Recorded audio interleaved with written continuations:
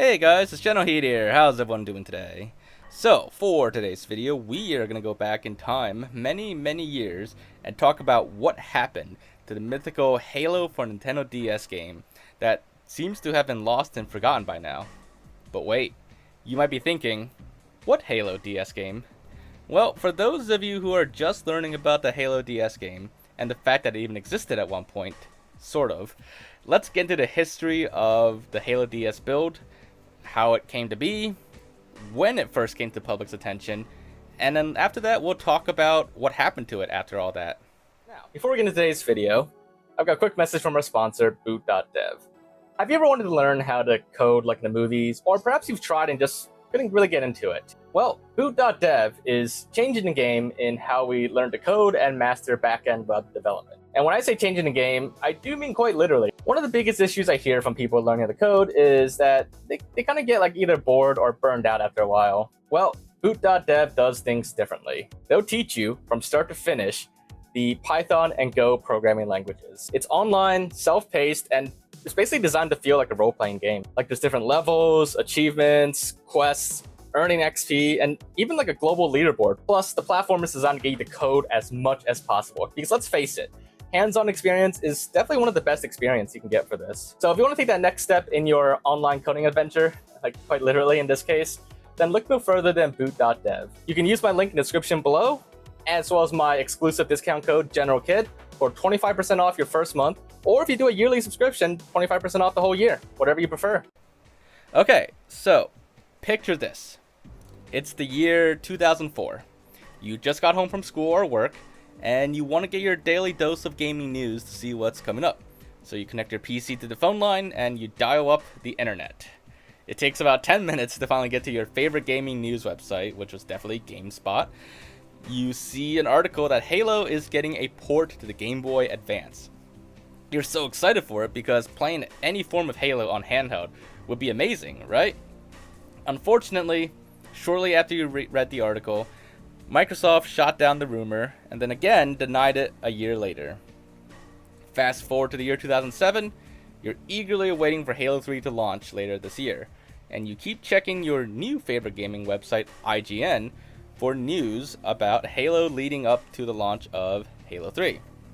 It's January 4th of that year, and you see on IGN that Matt Casamassina claimed Halo is coming to the Nintendo DS, and he's even played a build of it. People were probably skeptical at the time, and Bungie even denied its existence in July of that year, with Brian Gerard, aka Sketch, and Frank O'Connor saying that it's very likely that somebody at some point in time created a prototype and tried to pitch it, which is probably what Matt is talking about. But there has never been an officially funded or sanctioned development of any sort of DS Halo game.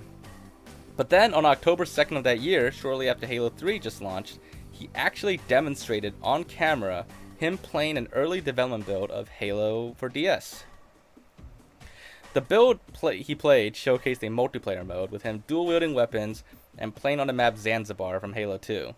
The top screen of the DS was the actual gameplay, while the bottom screen was used for the motion tracker, as well as a few other things such as displaying your weapon and shield status. It was very fascinating at the time, but more speculation mounted.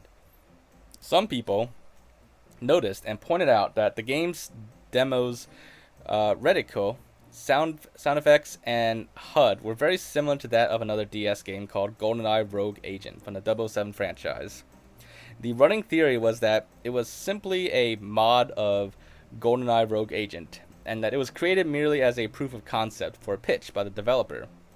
Or it could even just possibly be fake. Another theory was that it was real, but was using the GoldenEye Rogue Agent DS engine as the base, kind of like modding, but still different, which is quite common with a lot of mobile and DS games. A lot of these kinds of games tend to be clones or reskins of each other, which isn't a bad thing, but it was and still kind of is a common trend for those kinds of games, and it makes sense why they would do that. Now, Matt from IGN did eventually add some more context to the build. He claimed it wasn't created by a garage developer. It was actually done by a major studio, a major publisher, a AAA publisher. However, he never actually revealed who made it. That IGN video was basically the one and only time we ever saw the Halo DS build. Since then, we've had some pretty incredible leaks of in-development Halo games, such as the legendary Halo 3 Pimps at Sea build, and even cancelled Halo games like the Halo Mega Bloks game. But despite all that, never anything on the Halo DS build. So what happened to it? Well, the other day, my friend Stevie Roth suddenly came up with the idea to try to recreate the Halo DS build by modding GoldenEye for DS. While looking into the original Halo DS build, he actually tweeted at Matt, who now works at Apple, on Twitter about potentially releasing the build. To his surprise, Matt actually replied. In an ideal world, this is where he'd say something like, "Absolutely, here you go, have fun, knock yourself out." Unfortunately, that's not what happened, but he did reveal what happened to the Halo DS build since then. And what happened to it is that it's gone, and no longer in our IGN's possession. He even said that he wished he'd kept it, but they never thought the build would be so sought after down the road. So it almost sounds like he could have kept the build if he wanted to, but chose not to. It's possible he had to return it to the developer, but I have no idea. He didn't really specify. If it were me though, and I had the choice, I'd have kept that DS cartridge like vacuum sealed and locked away in a safe, and then locked that safe inside a vault, and then put that vault inside a mountain. But alas, it seems the Halo DS build is truly lost to time. Without knowing who the exact original devs were, or the publisher, it's hard, if not impossible, to find another potential source willing to share the build. And if it was made by another studio, and that studio no longer exists, it's possible the build doesn't exist at all anymore either, since it was never officially sanctioned by Bungie or Microsoft. So, if that studio closed down, or the publisher closed down, they probably just deleted, whatever they had on the build. All remnants of it could be gone by now. And who knows what happened to that original cartridge either. It could have been thrown out, or maybe it's possible someone somewhere in the world has it at the bottom of their drawer. Maybe someday it could turn up again, but it sounds like that's probably going to be very unlikely. After that reply from Matt, my friend Stevie Roth thought about maybe, modding GoldenEye Rogue Agent himself to try to recreate the look and feel of the Halo DS build. But alas, there's a lack of community mod tools for that game that would allow him to even come close to recreating Halo for DS. I mean, the fact that community mod tools are very limited for GoldenEye Rogue Agent on the DS, it does support the explanation that Halo DS was built by an actual professional studio with access to the official dev tools, rather than community modders. And that may actually suggest, and a lot of people have theorized this before, that EA and N-Space are the publisher and dev that made the Halo DS game, since they're also the ones that made and have the dev tools for GoldenEye Rogue Agent on DS. But I don't know that for sure, and N-Space doesn't exist anymore either, which, would make it even more likely that a Halo DS build no longer exists anymore, if they were indeed the devs. I mean, maybe EA kept a copy somewhere, but I don't think so. That seems unlikely to me.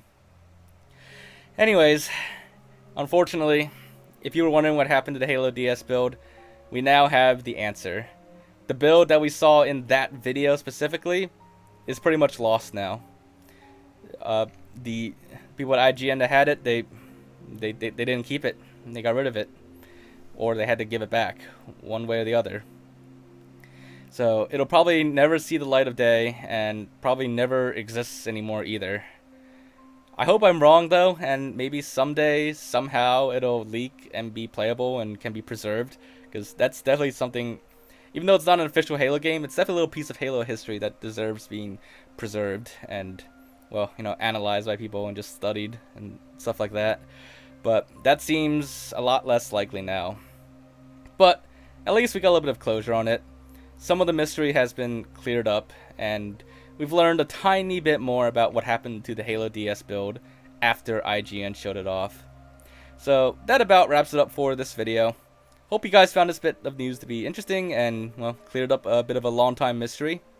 If you guys enjoyed this video, make sure to leave a like, and let me know your thoughts on the Halo DS build in the comments. Do you think that would have been a fun game to play? Would you have enjoyed it? Do you hope that it'll get released one day, or leaked, I guess, the in development build? But aside from that, make sure to subscribe to my channel if you haven't already, and I will see you all in the next video. Bye, guys.